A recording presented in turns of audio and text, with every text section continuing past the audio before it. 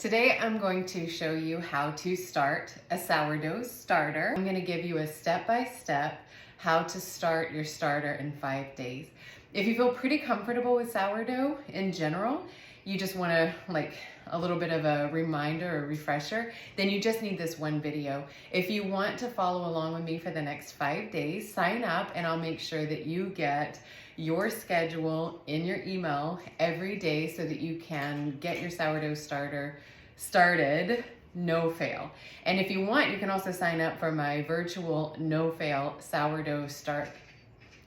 Too many starters. You can also sign up for my no fail virtual sourdough workshop where I walk you through 3 days of baking sourdough. Let's get started. So we're gonna start with a 1:1:1 ratio and we're gonna follow that every day. Today, because we don't have a starter to add to our mix, we're just going to follow a 1:1 ratio, but with 2 different kinds of flour. I don't like to work with cups or teaspoons when I'm measuring out for sourdough. I have a digital scale. So zero out your container and we're going to start with all-purpose unbleached flour. Okay, zero out again. The next thing we're gonna add on day 1 is very high nutrient flour. I am a fan of rye flour. I buy my high quality flour at Bulk Barn and I save a ton of money. I have a video that you can check out for fun, but basically the gist of it is if you go to Bulk Barn on Sundays, they have what they call Sustainable Sunday. I make high quality sourdough on a budget because I am a single mom. I have to save money where I can. Okay, we're gonna zero out again.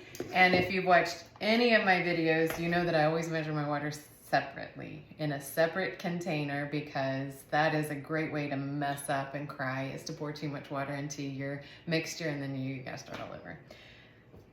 Zero out. 50 grams of warm water. See, I always do it. That was 52 grams. 50. Okay, we're just gonna mix this until there is no dry flour. And real quickly, I just want to address a question that I get a lot about water, tap water, distilled water, spring water. You want good quality water. I use tap water because I have a well and my filtration system is UV, so I have really good pure water and I've had no problem whatsoever. If you find that you're using tap water and you're not getting the results, then you might want to use a bottled water, distilled spring. I'm not exactly sure because I'm fortunate to have a well. Okay, I'm going to put my mason jar lid on this. And I like to just flip it upside down to give it a little bit of air. And I don't screw it on too terribly tight. We want air to flow through there. And I like to store my sourdough in my oven with just the light on, no temperature settings, just the light on, because my kitchen tends to be on the cooler side and you'll get a lot better results, a lot more stable results if you're able to control the temperature. And you want it to be around 75 to 80 degrees Fahrenheit. That's it for day 1.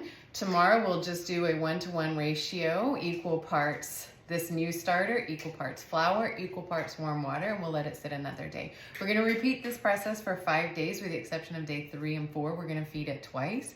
We'll see how it's doing on day 5. If you feel confident, then it was great to have you in my kitchen. If you want a step-by-step daily reminder, if you want my printable PDF with the grocery list, the supply list, all of that for free, just sign up in the link below and I'll make sure that we walk through this process together and we get our starter started well. And also, once you have your starter established, or if you've got an established starter and you want to join me for my virtual sourdough no fail workshop, let me know that too. All right, thanks for joining my kitchen. I hope I see you tomorrow.